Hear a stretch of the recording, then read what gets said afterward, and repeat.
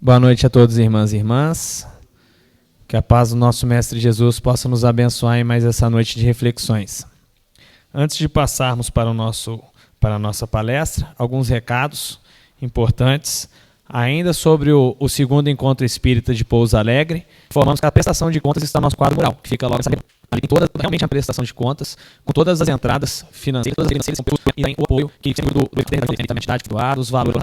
Aproveitamos de fazer um convite a todos, não somente os que desejam participar do Treinamento de Exação Espírita, o nosso querido amigo lá, que vai ser no dia de junho, vai ser o dia inteiro, a parte da manhã, a parte da tarde, vai ser no Clube Itália, e a ASA está vendendo os ingressos. Quem quiser adquirir já o seu ingresso pode estar procurando qualquer integrante da ASA, vai estar fazendo a sabendo desse ingresso, mas quem quiser também comprar na sua residência pode comprar, mas para aqueles que estão de casa, eu oriento a comprar conosco, porque não tem taxa do Simpla, mas aqueles que estão vendo que estão em suas residências podem adquirir também pelo site do Simpla, tá certo? E vamos para a nossa prece, vamos nos harmonizando pelo nosso salual, sem nossos pensos, ações, depois de uma semana movimentada, excelente trabalho, o retorno às atividades normais, pós feriado. Agradecemos a Ti, Mestre Jesus, por podermos estar aqui reunidos nessa casa de socorro mais uma vez, mais uma noite, a fim de recolhermos das esferas superiores os bons ensinamentos, as doenças, uma boa mensagem, uma mensagem de conforto, uma mensagem de esperança. Agradecemos, Mestre Jesus, agradecemos a espiritualidade amiga da casa, agradecemos por tudo, pela nossa própria vida já é um motivo de muito agradecimento. Que o Senhor, Mestre Jesus, possa abençoar a nossa semana, que possamos sair daqui revigorados, com energias salutares, mas não nos esquecermos quando saímos daquela porta, que a nossa harmonia depende de nós. Que o Senhor possa nos abençoar na nossa semana, fortalecer o nosso espírito e o nosso espírito. Que esteja sempre conosco, hoje sempre, assim seja. Para as reflexões, a nossa irmã Terezinha vai nos trazer um tema muito bom, ressignificando o luto. Uma boa palestra a todos e fiquem com Deus.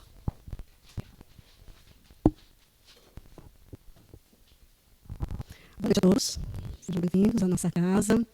Para hoje a gente vai falar sobre um tema que, praticamente, assim, para mim, vai ser difícil a gente falar sobre luto, né? Porque, e sempre que a gente fala, ainda dói. Mas vamos lá. Mas estamos sendo desenvolvidos, faz pergunta, eles não causam um sofrimento irreparável, independente da vontade? Ou seja, o luto causa, a perda de querido, causa mesmo, isso é irreparável e independente da vontade. Esse não foi Jesus. E o Espírito responde, essa causa de sofrimento atinge e é uma causa ou exceção para todos. Ele atinge a todos, não tem como fugir, faz parte da nossa vida. Mas embora ele seja todos, a forma com cada nós, vamos viver de uma forma. E essa diferença pode estar ligada ao modo como vivemos a nossa vida, nosso dia a dia, como que a gente vive a nossa vida. Muito ligado à vida física, Só fala sobre as nossas crenças, essa dor também fala das nossas crenças, e fala também da ligação do outro na nossa vida, quanto ele foi importante para nós. Porque cada um que se vai pelas portas da desencarnação é diferente. Eu vivência de ver meus pais partirem e um filho partir, e foi diferente. Porque quando se trata dos pais, a gente já está mais conformado, a gente já está mais preparado. Embora não é o que a gente deseja, o que a gente gostaria que eles estivessem conosco para sempre, mas é diferente. Porque um filho, a gente não espera que vá antes da gente. E também a forma como há essa desencarnação, ela também é diferente, Pode trazer consciência. Gente, eu fiz alguma coisa aqui que eu não sei. Agora achei. O que eu fiz? Eu não entendo muitas coisas assim. Eu não sei onde eu bati e ficou grande demais. Era para estar em folha. Existem momentos, naturalmente, que a gente está mais frágil. Então, essa dor ela pode ser muito mais intensa. Mas a doutrina espírita, ela nos explica que neste planeta que nós vivemos, de provas e expiações, na pedagogia divina, a dor é uma protagonista. Protagonista, ou seja, ela está ali para todos nós, ela vai de alguma forma. A gente explica por isso. Assim, se Deus pode ver a gente sofrer, é uma prova de nossa vida, não sofrer, porque a dor não é uma opção na nossa vida. Ela não é mas o sofrimento, ou seja, sofrer, ou da outra razão, refinar, ou sofrimento, mas eu não nós de vivimento. Nós tornamos que temos não tem senso, cada um, para saúde, para cada momento da nossa vida vai de um jeito. Com isso, não queremos dizer que não se pode sofrer diante da dor, mas vai depender de nós, então, como ressignificar essa dor. E o que quer dizer ressignificar? Porque se a gente diz simplesmente ressignificar, quer dizer que a gente põe nela, Ressignificar significa dar um novo significado a alguém. Ação que envolve mudar a forma como percebemos ou interpretamos algo. Então, eu gostei dessa parte, como nós percebemos e interpretamos algo. Aí eu fiquei refletindo, como eu percebo o meu luto? como eu vejo, como eu sinto.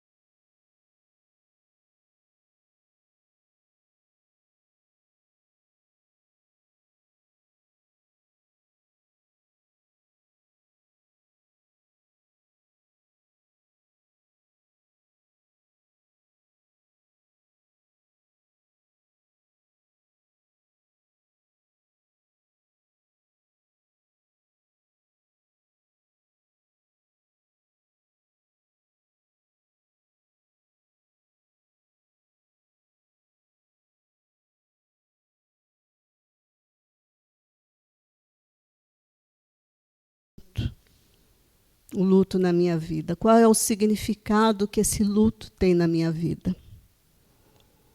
Existe um tempo, né, para eu viver o luto, para que eu dê uma ressignificação, para que eu interprete esse luto na minha vida.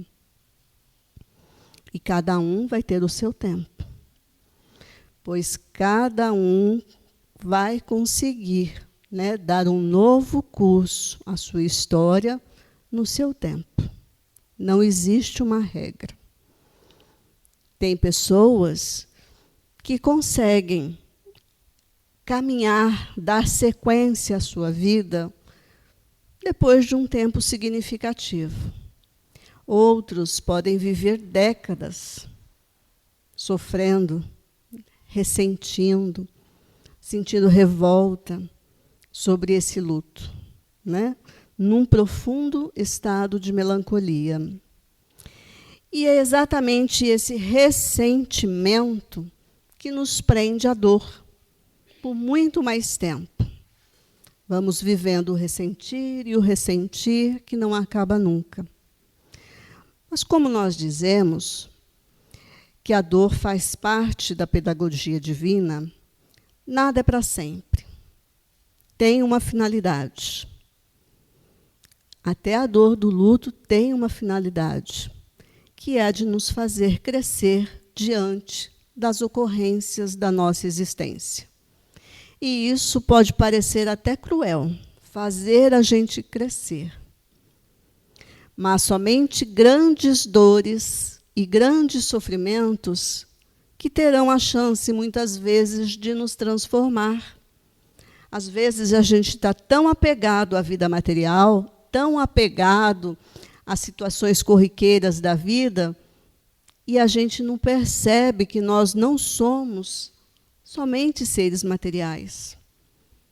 E as dores que nos chegam, elas vêm com o intuito de nos transformar.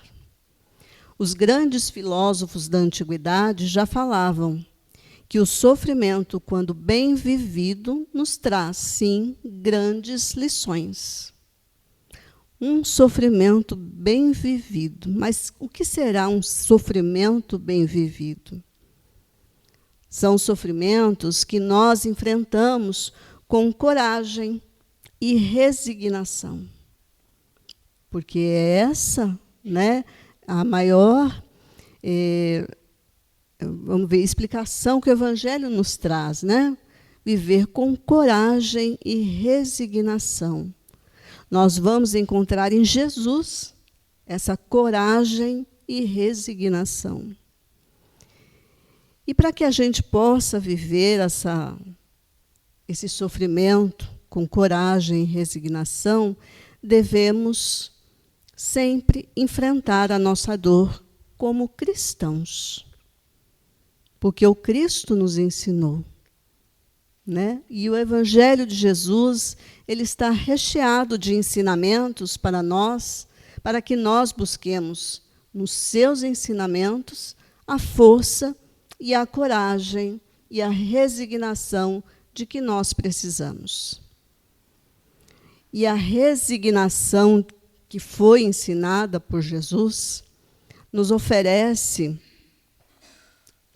nos ensina que essa resignação é aquela onde curvamos diante da vontade de Deus. Curvar diante da vontade de Deus. Não foi esse o exemplo que Jesus nos trouxe? Ele se curvou diante da vontade de Deus. Ele que tinha uma legião de anjos que poderiam livrá-lo daquele último momento dele, ele não fez. Ele se curvou diante da vontade de Deus. Esse é o grande entendimento que ainda nos falta. Por isso que nós ainda sofremos tanto. Porque Jesus, ao nos ensinar a orar, nos disse: seja feita a vossa vontade, assim na terra como no céu. A vossa vontade, a vontade do Criador, porque Ele nos criou e Ele nos conduz. Então, seja feita a vossa vontade, assim na terra como no céu. Quantas vezes nós repetimos essas palavras que Jesus nos ensinou? E quantas vezes nós nos curvamos diante da vontade de Deus? E na hora, né, então, que a nossa vontade não é atendida, porque o nosso doente amado não volta para casa, porque um familiar que saiu para trabalhar, algo acontece e ele não volta para casa, nós nos dobramos diante de Deus e suplicamos que o deixe conosco, que não tire a pessoa do nosso lado. Mas a gente se esquece do seja feita a vontade de Deus. Naquele momento, somente a nossa vontade deverá ser soberana. Nós temos o direito de pedir pelos nossos entes? Claro que sim. Todos os dias, em todas as nossas orações. Nós podemos e devemos pedir por eles. Mas como cristãos, nós temos o dever também de aprender a curvar diante da vontade de Deus. E é assim que a resignação poderosa nasce, dando a coragem moral de que nós precisamos para caminhar, para seguir em frente. A dor, ela não é castigo, ela faz parte da vida e pode enobrecer aquele que a sente. A dor, ela nos ensina, a dor nos ensina no Evangelho que é uma bênção que Deus envia aos seus eleitos. Alguém? Quem é que gosta de sentir dor? Seja ela física, moral, né? Um luto? Ninguém. Mas a dor é uma bênção que Deus envia aos seus eleitos. Está lá no Evangelho segundo o Espiritismo. Mas quando nós sofremos muito, detestamos ouvir alguém dizer que é uma bênção. Porque a gente não acredita que isso possa ser uma bênção. mas é porque a gente ainda não compreende. Vamos ver por quê. Um exemplo, assim, um pouco bobo, mas foi o exemplo assim que eu consegui pensar. Vamos imaginar que nós estamos no plano espiritual, com todos os nossos amados, né? Porque cada um tem a sua família espiritual. Nós estamos no plano espiritual. E o nosso ente, né, a pessoa querida que está ligada a nós, por muito tempo, ela decide reencarnar porque ela precisa viver uma experiência na Terra, precisa passar por algumas provas, algumas expiações, e ela vai ficar por um tempo aqui.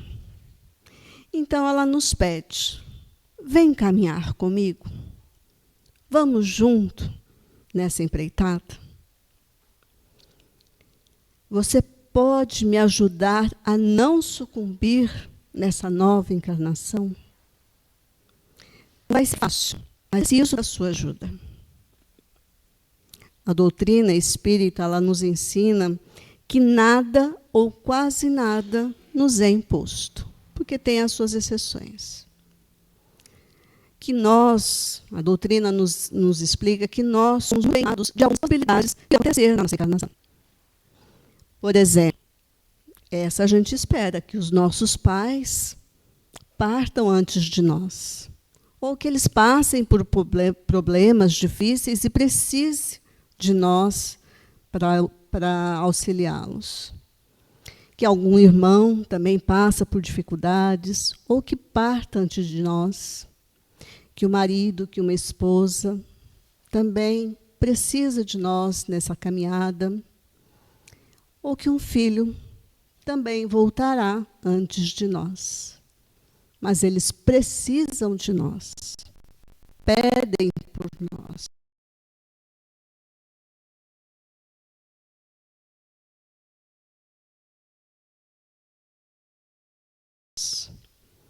Nós vamos dizer o que para eles? Para as pessoas que amamos? Não, eu não vou com você. Você vai sozinho. Essa empreitada é sua, não tenho nada a ver, eu não quero saber. Ou a gente cede, porque a gente ama muito, e segue com eles. Eu segui, vocês também. Mesmo sabendo que nós podemos experimentar um sofrimento que é o da ausência física deles. Nós viemos. Nós dizemos a eles: podem contar conosco. Eu disse, e vocês também. Todos nós, ora auxiliamos ou somos auxiliados. E Deus também conta conosco. Ele também espera de nós. Ele também espera que nós cumpramos com a nossa parte de auxiliar o outro nessa nova tarefa. Porque auxiliando, nós também somos auxiliados. Existe um trato de Deus para conosco ao oferecer-nos tarefas difíceis. E esse trato é Jesus que nos dá a resposta, dizendo assim: não existe fardo maior do que aquela que os nossos ombros podem suportar. Viu? Jesus já nos dizia, não existe um fardo maior. Se veio, estejamos preparados, porque nós temos condições de suportar. Então, essa dor que acontece na minha vida, na nossa vida, é sim uma bênção que Deus nos oferece, como tarefa de auxílio, de amparo ao próximo, com uma possibilidade de crescimento pessoal dele e nossa também. Todos nós que vemos os grandes tarefeiros do Evangelho podemos imaginar que eles estavam muito mais preparados do que nós para viver a experiência deles. Porque a gente fala, né, com certeza, eles estavam preparados. Mas nós também. Não existe fardo maior do que aquela que os nossos ombros podem suportar, então nós também estamos preparados.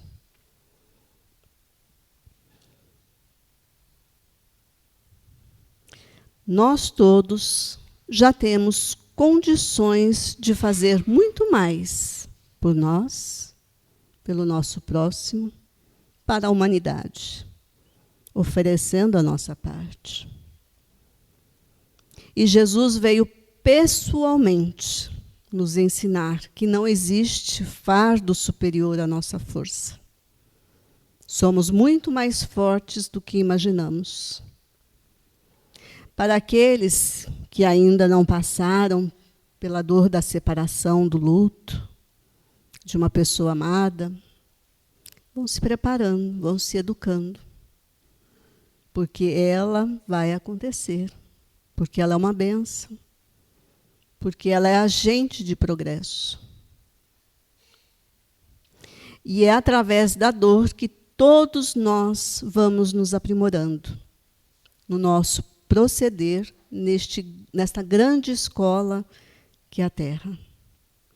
Mesmo que nós não concordemos, a dor é um instrumento invisível que Deus se utiliza para nos chamar à transformação, à aproximação, à reconexão com Ele, para desenvolvermos a nossa religiosidade.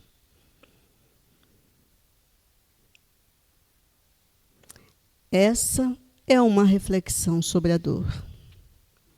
E nós, espíritas, compreendemos bem melhor estes ensinamentos através, né, dos nossos estudos. Chegamos a uma conclusão muito interessante. Devemos aprender a valorizar melhor os nossos sofrimentos. Devemos refletir sobre eles. Por que eles acontecem comigo? O que ele está me ensinando? Nós temos condições disso. Porque somos masoquistas? Não. Porque nós amamos a dor, a sofrer? Claro que não. O que nós devemos compreender é a importância e a utilidade de cada dor que me acontece na vida. Porque nós estamos aqui para compreender a vida e, principalmente, para aprendermos a nos submeter à vontade de Deus. E quando nós perdemos um ente querido, a nossa dor será assim, sempre elevada a 1000. E a dor pode virar um ressentimento, pode virar uma mágoa, nos consumir. E consumir pode ser algo que acaba com a gente, que tira a nossa vitalidade, tira a nossa saúde, tira o nosso equilíbrio, que nos consome de verdade. Mas o que a gente pode fazer para não nos consumir? Nosso melhor caminho, com certeza, é a oração.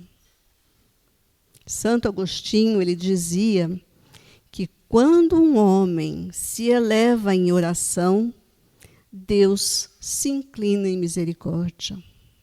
Que linda, né? Deus se inclina em misericórdia. Ele nos ampara. O nosso melhor caminho, com certeza, então, é a oração. É na oração que vamos angariar a força necessária para vivermos sem aquela pessoa que amamos. Viver sem ela fisicamente. Porque emocionalmente, pelo sentimento, ela está ligada a nós, para todo sempre. Mas, se orar é difícil, né? Às vezes a gente está tão perturbado, a gente não consegue orar. Então, a gente tem que buscar algo que nos preencha aquele vazio, aqueles momentos difíceis, né? E o trabalho no bem, o trabalho de auxílio ao próximo, é uma grande dádiva que nós podemos experimentar. Eu experimentei e foi de grande ajuda para mim. Né? Jesus nos disse que a lei jamais nos alcançaria com um fardo maior do que as nossas forças. Mas nós ainda temos grandes dificuldades para refletir sobre os seus ensinamentos. Temos dificuldade de movimentar a oração, a confiança em Deus, de que Ele é o nosso Pai e não permitiria que algo acontecesse ao nosso afeto se Ele não tivesse um plano maior do que o nosso terreno. Nosso plano terreno é muito simplório. Deus tem um plano muito maior para todos nós e para o nosso afeto também. Mas a gente, né, como ainda tem uma fé tão pequena, principalmente quando a gente está no corpo físico, mesmo tendo todas as orientações divinas ensinadas por Jesus, nos rebelamos e não confiamos em Deus, não confiamos no Pai.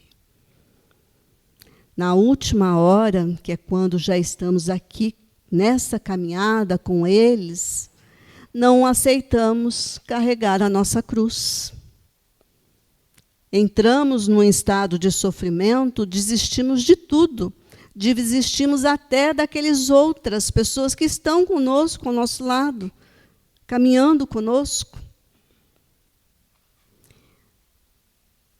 E preferimos viver o sofrimento contínuo do luto. Jesus, como grande educador e orientador das nossas almas, nos ensina uma outra lição, que foi anotada por Mateus, no capítulo 22, versículo 37. Quando foi perguntado a Jesus qual o maior mandamento de todos, ele respondeu: amar o Senhor teu Deus de toda a sua alma, de todo o seu entendimento, de todo o seu espírito, e ao próximo como a ti mesmo. E o que este ensinamento tem a ver com o luto? Quando nós amamos alguém do fundo do nosso ser, do nosso sentimento, nós confiamos integralmente nessa pessoa. Então, nós podemos dizer que nós amamos a Deus acima de tudo? Porque se nós amamos a Deus acima de tudo, nós confiamos a Ele os nossos tesouros. Ou essa ainda é uma lição que devemos aprender? E aprender neste momento em que tudo parece escuridão na nossa vida, pela falta do ente querido. Deus, que é o Senhor de tudo. Peraí, saiu daqui. Deus, que é o Senhor de tudo e de todos, é o Pai que nos acolhe em todos os momentos da nossa vida material e espiritual. Se nós permitirmos, Ele nos confortará, a nós e o nosso afeto. E com certeza o nosso afeto estará sendo muito melhor cuidado por Ele do que por nós. Porque Ele é o Pai, Ele é o Criador. Então, Ele não nos abandona e não abandona a ninguém. A gente pode confiar, porque quando Jesus nos diz que o fardo dele é leve e seu jugo é suave, a gente pode confiar nas promessas de Jesus, porque Ele está nos dizendo: confia em Deus, confia no Pai, porque Ele cuida de todos nós. Nessa nova era que a Terra se inicia, né, que inicia aqui no planeta Terra, todos nós já fomos e continuamos a ser convidados a viver cada vez mais o Evangelho. E a gente precisa aprender a viver e não só falar de Evangelho. Faz mais de 2000 anos que a carta viva do Evangelho esteve conosco, vivendo dia a dia como nós devemos viver as leis divinas, nos ensinando como devemos viver as leis divinas.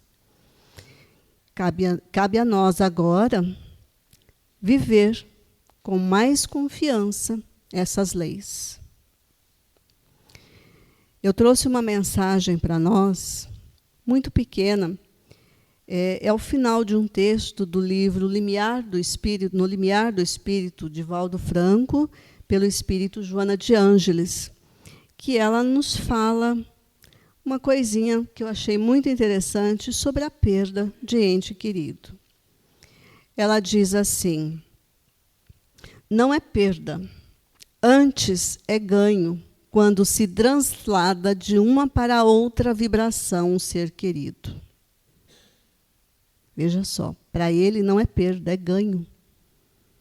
De forma alguma é a pior coisa a desencarnação. A desencarnação não é o pior que pode acontecer com qualquer um de nós. Não é. Antes, uma abençoada libertação numa manhã de luz, de total e de felicidade real. Logo chega o instante do restabelecimento da convivência, momentaneamente interrompida. O que ela quis dizer aqui que, né, para eles, né, é uma abençoada libertação, mas que logo, daqui a pouco, vai ser um instante, vai chegar o instante em que vai restabelecer a convivência com eles. Essa convivência que foi interrompida neste momento. E isso, e ela continua, e isto, por mais pareça demorar, logo sucederá. A vida é um sopro, é um instante. Para nós que já caminhamos um pouco mais, a gente olha para trás e fala, nossa, como o tempo passou. Ela passa muito rápido. E ela continua, facultando que numa consideração retrospectiva, parece ter sido esse grande e largo período de ausência nada mais do que um minuto, um lapso de tempo, ora fartamente recompensado pela dita da perfeita comunhão e inefável clima de ventura integral. Então, quando nós nos reencontrarmos com eles, vamos sim, né, lembrar dos momentos juntos, das dificuldades pela qual passamos, e por quanto nós aprendemos, né, estando aqui sozinhos sem eles, eles do lado de lá sozinhos sem nós. Cada um de nós vai caminhando e vai aprendendo.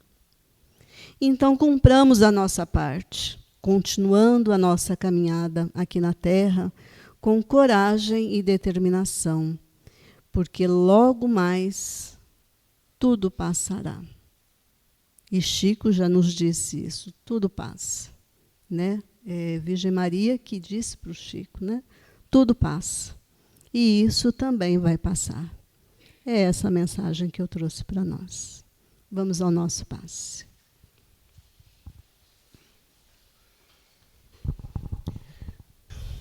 Mestre Jesus, amigo de todas as horas, que nos ampara sempre, nos fortalece e nos oferece a coragem de que precisamos para enfrentar os nossos desafios. Fica conosco, Senhor, não nos abandone. Cuida dos nossos entes amados, encarnados e desencarnados. Todos nós precisamos de Ti, Mestre. Ampara-nos sempre, que assim seja.